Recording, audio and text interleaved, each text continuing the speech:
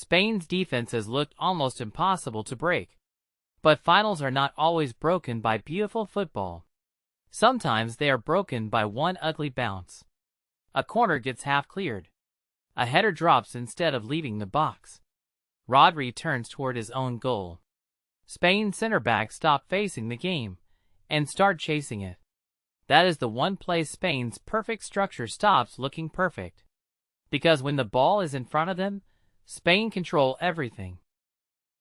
But when the second ball drops behind their first reaction, Argentina do not need a clean attack.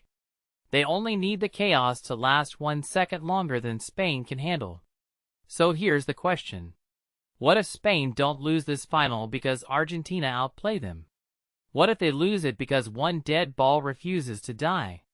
The obvious story before this final is that Spain have built the safest team in the tournament. They press well. They keep the ball. They defend with the game in front of them. And when Spain are facing forward, they look complete. Rodri controls the first pass.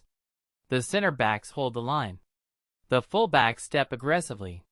The midfield closes the nearest exit before the opponent even knows where the exit is. That is why so many attacks against Spain never become attacks at all. They die before the final pass. But there is one situation where Spain cannot defend the game like that. A half-cleared set piece. Because a normal attack gives Spain information. Where is the ball? Where is the runner? Where is the next pass? A second ball gives them none of that. It gives them a bounce. And that bounce forces Spain's best defenders to do the one thing their structure is designed to avoid. Turn around. That is the hidden danger in this final. Not Argentina building a perfect move from the back.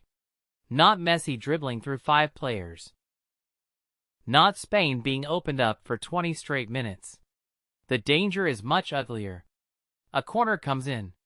Spain win the first contact. The stadium thinks the danger is gone. But the clearance is short. Now the ball is dropping near the edge of the box. Rodri has to turn. A center back has to step. The fullback has to decide whether to hold the line or attack the loose ball. And in that half second, Spain are no longer defending as a team shape. They are defending as separate reactions. That is exactly where Argentina want the game. Because Argentina do not need the cleanest possession phase to hurt you. They need the second action. The ball after the block. The rebound after the save. The loose touch after the header. The moment where everyone knows the danger should be over, but it isn't. That is not pretty football. But finals are full of ugly football. And Argentina are dangerous because they are comfortable there. Spain want the final to become a control test. Argentina want it to become a reaction test. That difference matters. In a control test, Spain probably have the better structure. They can circulate the ball. They can slow the tempo. They can make Argentina defend wider and deeper until the gaps appear. But in a reaction test, the game changes. The team with the cleaner structure does not always win.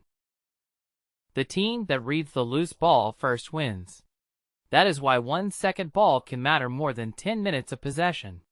Spain might dominate the ball and still face the most dangerous moment of the match after a set piece they technically defended well. That is the trap. A first clearance can be good enough to stop the header, but not good enough to stop the attack.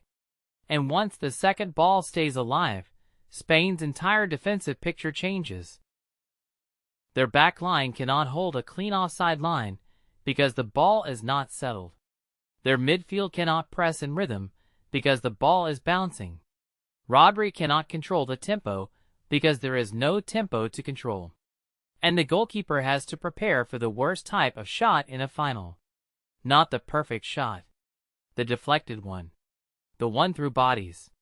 The one that arrives before anyone can set their feet. That is how a perfect defensive tournament can suddenly feel fragile. Not because the system was fake. Because the system was never built to make a bouncing ball behave. The fair pushback is simple. Spain have defended these moments all tournament. They are not weak in the air. They are not careless on set pieces.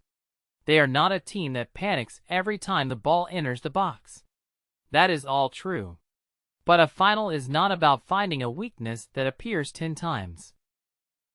It is about finding the one situation where even a great team has to defend without its biggest advantage. Spain's biggest advantage is order. Second balls remove order. And against Argentina, removing order for 1 second might be enough. Because if that second ball drops to Messi near the edge of the box, Spain cannot defend him like a normal playmaker. If it drops to an Argentina runner attacking the penalty spot, Spain cannot defend him like a normal cross.